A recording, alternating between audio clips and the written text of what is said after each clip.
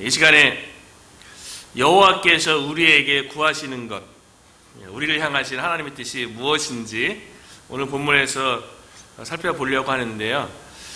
우리가 신앙생활하는 데 있어서 하나님의 뜻이 무엇인지, 하나님의 계획이 무엇인지 아는 것은 너무나도 중요하죠. 또 연초는 더더욱 그렇죠. 하나님께서 나를 통해서 무엇을 이루시기를 원하시는지, 하나님의 계획이 무엇인지 연초에 더 많이 묻게 되는 것 같아요.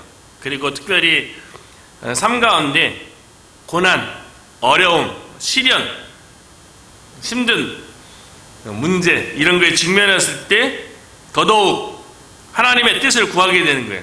같아요. 하나님, 저에게 왜 이런 힘든 일 허락하셨어요? 하나님, 왜 내가 이런 고난을 당해야만 해요? 하나님의 뜻이 어디 있어요? 하나님, 왜 저한테 이러셨어요? 이런 식으로 우리는 힘들 때 하나님 앞에 반문하기도 하고 또 불평하기도 하는데요. 그런데 성경에서는 하나님의 뜻이 무엇인지 아주 구체적으로 이미 말씀으로 기록해 놓으셨어요. 신약 성경에는 우리가 잘 알고 있는 것처럼 데살로니가전서 5장 16절부터 18절까지 항상 기뻐하라, 쉬지 말고 기도하라, 범사에 감사하라, 이것이 그리스도 예수 안에서 너희를 향하신 하나님의 뜻이니라. 하나님의 뜻이 무엇인지, 우리 상황이 어떠하든지 간에 어떤 문제 가운데 놓여있든 간에 우리가 해야 할 일은 뭐냐면 항상 기뻐하고 쉬지 말고 기도하고 범사에 감사하는 일이라는 거예요. 이것을 하나님께서 우리에게 원하시는 거예요. 하나님의 뜻인 거예요. 이 하나님의 뜻에 대해서 신약 성경은 데살로니가 전서에 대표적으로 이야기한다면 구약 성경에서는요, 오늘 본문 중에 특별히 8절에서 하나님의 뜻이 무엇인지 우리에게 분명하게 밝혀 보여주셨다는 거예요. 사람아, 주께서 선한 것이 무엇임을 내게 보이셨나니 여호와께서 내게 구하시는 것은, 하나님께서 우리에게 원하는 거예요. 하나님의 뜻이 무엇인지 우리에게 보여주셨다는 거예요. 오직 정의를 행하며 인자를 사랑하며 겸손하게 내 하나님과 함께 행하는 것이 아니냐. 이게 이제 하나님의 뜻, 우리를 향하신 계획이라는 거예요. 특별히 우리가 읽은 핵심 구절 8절의 이 말씀이 하나님의 뜻이 무엇인지 이야기한 이 배경을 보면요, 특별히 고난과 어려움 가운데 더더욱 이 8절의 말씀을 우리에게 주셨다는 거예요. 미가 선지자가 활동했던 시대는요, 예수님이 오시기 전 8세기경에 활동했는데요. 미가 선지자는 좀 독특해요. 대부분 선지자로 부름받아서 북이스라엘 향해서 사역을 하든가 남유다를 향해서 사역하든가 아니면 요나 선지자처럼 아주 특별하게 아수르, 니느웨를 향해서, 이방인을 향해서 사역하든가 그렇게 한 나라를 위해서 사역을 했는데요. 미가 선지자는 북이스라엘을 향해서 남유다를 향해서 두 나라를 동시 향해서 선지자 사역을 감당했어요. 그래서 북이스라엘에 대해서는 곧 멸망할 것이다 라고 예언을 해서요, 북이스라엘을 향해서 사역했던 아모스와 호세와 동시대 활동을 했고요.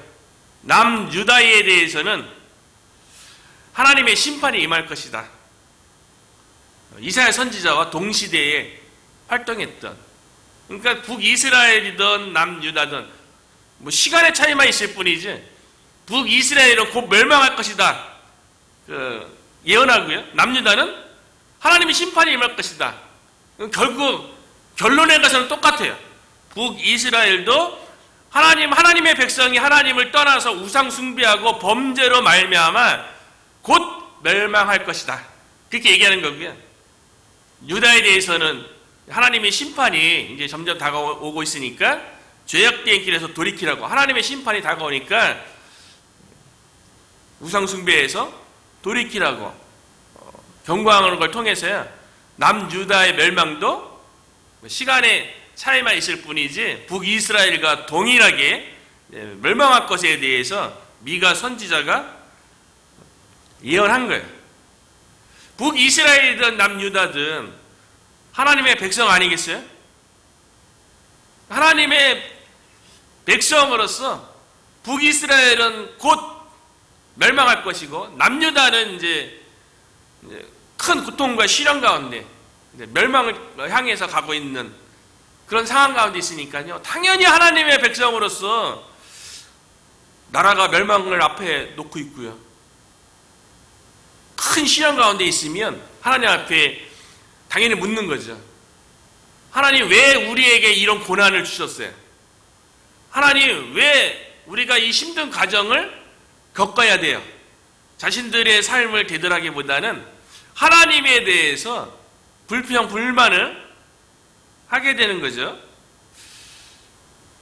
하나님이 불의한 것 같아요. 하나님이 짓궂으신 것 같아요. 왜 우리가 힘들어하고 고통하는데 하나님은 왜 가만히 계세요?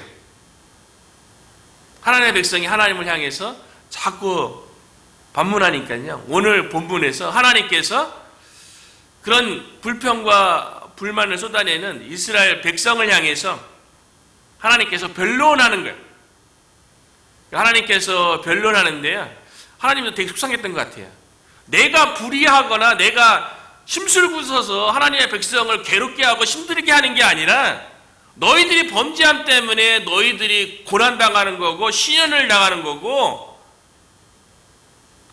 멸망하게 되었다는 것을, 그 답답한 마음을 하나님께서 변론을 하게 되는데요, 증인을 누구 세우냐면 산을 증인 삼고요, 작은 산을 증인 삼아서 자연을 증인 삼아서 하나님께서 인간적인 표현하자면 억울함을 이야기하는 거예요. 그러니까 1절과 2절에 보면요, 너희는 여호와의 말씀을 들을지어다 너는 일어나서 산을 향하여 변론하여 작은 산들이 내 목소리를 듣게 하라 하셨나니 너희 산들과 땅의 견고한 지대들아 너희는 여호와의 변론을 들으라. 여호와께서 자기 백성과 변론하시며 이스라엘과 변론하실 것이라. 왜 너희들이 고난당하고 왜 큰 시련 가운데 있는지 그런 상황 가운데 놓인 게 하나님 문제가 아니라는 거예요. 너희들 문제라는 거예요. 그래서 그것을 하나님께서 변론하고 싶다는 거예요. 하나님께서 하나님의 백성을 향해서 지난 과거, 지금까지 어떻게 인도했는지 한번 보라는 거예요. 내가 실제로 너희들을 괴롭게 했냐는 거예요. 3절이죠. 이르시기를 내 백성아 내가 무엇을 내게 행하였으며 무슨 일로 너를 괴롭게 하였느냐 너는 내게 증언하라. 하나님 때문에 지금 고난당한다고 하는 그 북이스라엘 백성과 남유다 백성을 향해서요, 내가 무슨 일로 너를 괴롭게 하였느냐 한번 얘기해봐라. 그렇게 얘기하시면서 너희 조상 이스라엘을 애굽에서 구원하고 광야 동안 여러 가지 사건 사고 가운데 하나님께서 온전히 공의롭게 행한 것을 너희가 한번 기억해봐라. 그래서 5절 뒷부분에 보면 나 여호와가 공의롭게 행한 일을 알리라. 지난 과거 동안 하나님께서 어떻게 역사하셨고 어떻게 인도했는지 기억하면 내가 불의한 존재가 아니라 나는 언제나 하나님의 백성에게 공의롭게 행하였다고 그렇게 얘기하는 거예요. 그럼에도 불구하고 북이스라엘의 멸망, 남유다의 심판은 정해져 있는 거예요. 그러니까 하나님의 백성이요, 이번에는 어떻게 생각하냐면 그렇다면 하나님의 마음을 어떻게 하면 돌이킬 수 있지? 하나님의 문제가 아니라 우리 문제 때문에 우리가 고난당하고 시련당하는 거라면 그럼 어떻게 하나님의 마음을 돌이켜서 지금의 고난, 시련, 이 재앙을 벗어날 수 있지? 그래서 이스라엘 백성이 생각하기를요, 이렇게 생각합니다. 6절이죠. 내가 무엇을 가지고 여호와 앞에 나아가며 높으신 하나님께 경배할까? 이것은 어떤 고난과 시련 가운데 하나님의 마음을 돌이킬 때뿐만 아니라 우리가 하나님의 은혜를 체험하고 하나님의 사랑을 경험하면 뭔가 하나님 앞에 더 가까이 나가고 싶고 하나님을 위해서 살고 싶을 때에도 이와 같은 질문을 하게 되죠. 내가 무엇을 가지고 여호와 앞에 나아가고 그래서 그 영광스럽고 그 아름다운 하나님과 더불어 신앙생활을 잘할까? 신앙생활이 견고하면 믿음이 좋으면 좋을수록 더더욱더 이런 생각을 하는 것 뭐 당연한 거 아니겠어요? 또 성령의 감동이 있고 또 성령의 또 깨닫게 하심이 있으니까 하나님 앞에 더 가까이 나가고 싶기 때문에 내가 무엇을 가지고 여호와 앞에 나아가며 높으신 하나님께 경배할까? 그렇게 우리가 생각을 하게 되죠. 고난 때뿐만 아니라 일반적으로 신앙생활 잘하기 위해서도요. 그때 어떤 거를 이스라엘 백성이 또 남유다 백성이 생각했냐면요. 하나님의 마음을 돌이키기 위해서 내가 번제물 1년 된 송아지를 가지고 그 앞에 나아갈까? 1년 된 송아지. 가장 소중한 1년 된 송아지. 번제 중에서 가장 가치 있는 번제물이 송아지 아닙니까? 1년 된 송아지.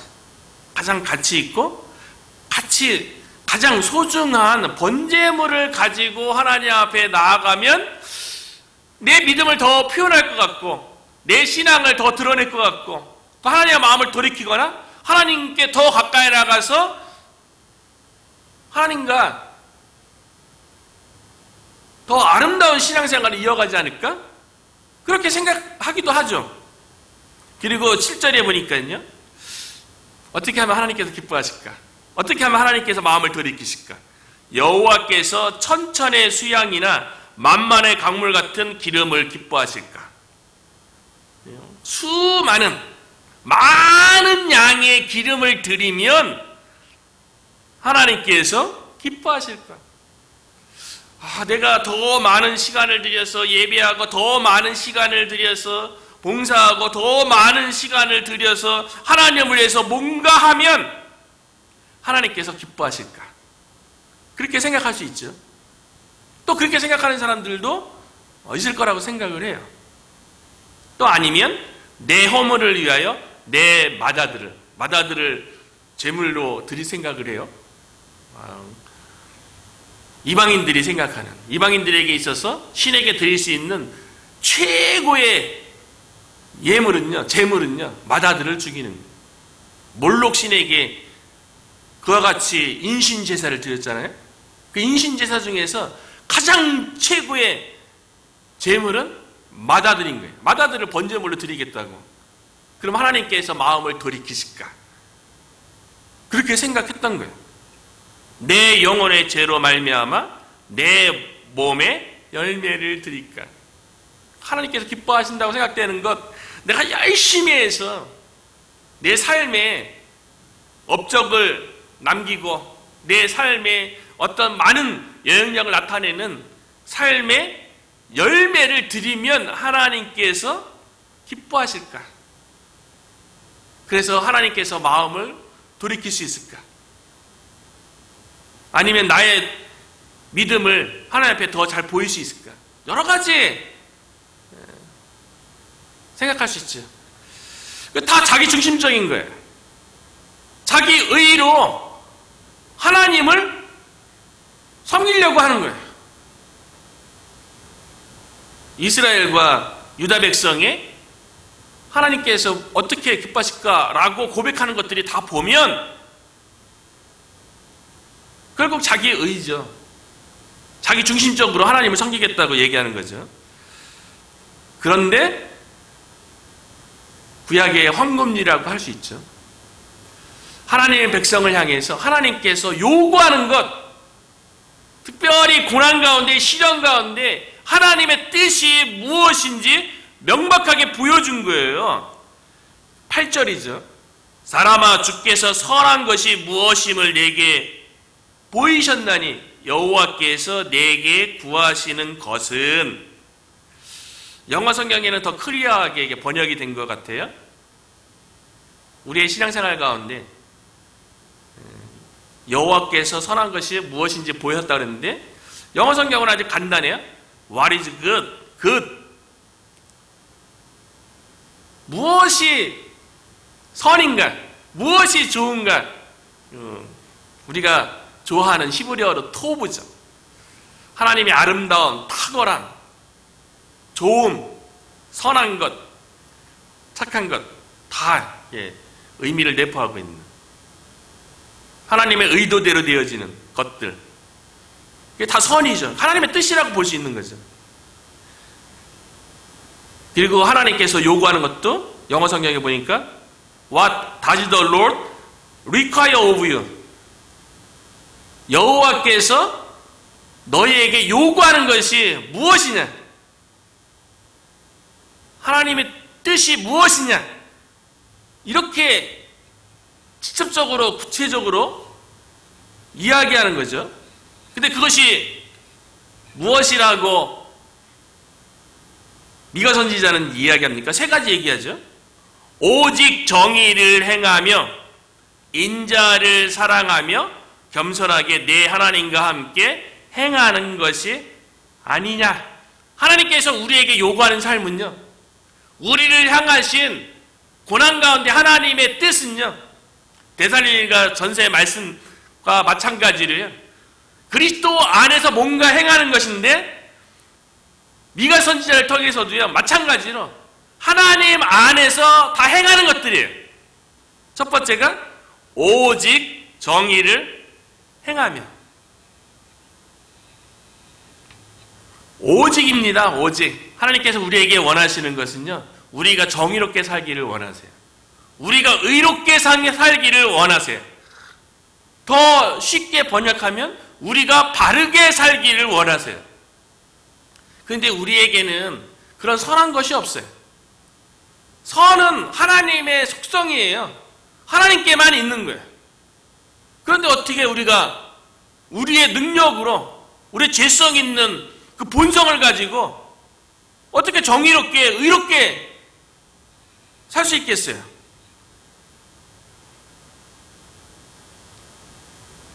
예수 그리스도 안에 있을 때, 예수 그리스도를 믿을 때, 그 믿음 안에서 우리가 정의롭게 살 수 있고 의롭게 살 수 있고 바르게 살 수 있게 된다는 거예요.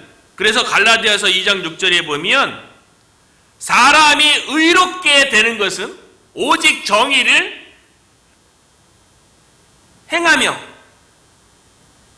사람이 의롭게 되는 것은 율법의 행위로 말미암음이 아니요, 우리 어떤 공로라든가 육신의 어떤 결과가 아니라는 거죠. 오직 예수 그리스도를 믿음으로 말미암는 줄 알므로 우리도 그리스도 예수를 믿나니 이는 우리가 율법의 행위로서가 아니고 그리스도를 믿음으로써 의롭다함을 얻으려 함이라. 율법의 행위로서는 의롭다함을 얻을 육체가 없느니라. 어떤 몸의 열매가 아니고요, 예수 그리스도에 대한 믿음, 그 믿음 안에서 살아가는 것이 우리가 정의롭게 살 수 있는 길이고 의롭게 살 수 있는 길이고 바르게 살 수 있는 길이라는 거예요. 올 한 해 동안 하나님께서 우리에게 요구하는 것, 하나님의 뜻인 예수 그리스도를 올바르게 믿음으로 그 믿음 안에서 의롭게 살아가는 저와 여러분이 되시기를 축원합니다. 두 번째 하나님께서 요구하는 것은 뭡니까? 인자를 사랑하며. 인자는 인자하심할 때 그 인자예요.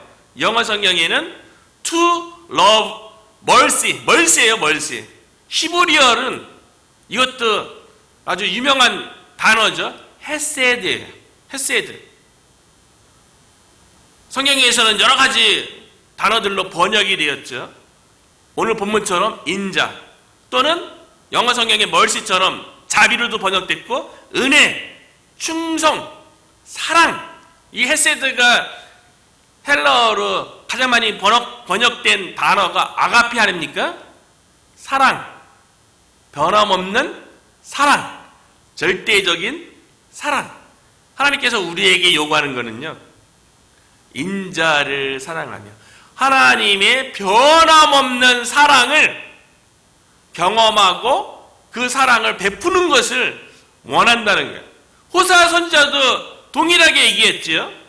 호세아서 6장 6절에 나는 인애를 원하고, 똑같은 히브리어 헤세드인데 호세아서에는 인애로 번역한 거예요. 나는 인애를 원하고 제사를 원하지 아니하며 번제보다 눈에 보이는 것보다 하나님을 아는 것을 원하노라. 여기도 하나님의 요구하는 것, 원하는 것이 무엇인지 분명히 얘기했죠. 인애하고 하나님을 아는 것. 예수님께서 이 인자를 사랑하는 것에 대해서 이렇게 말씀하셨어요. 누가복음 10장 27절에요.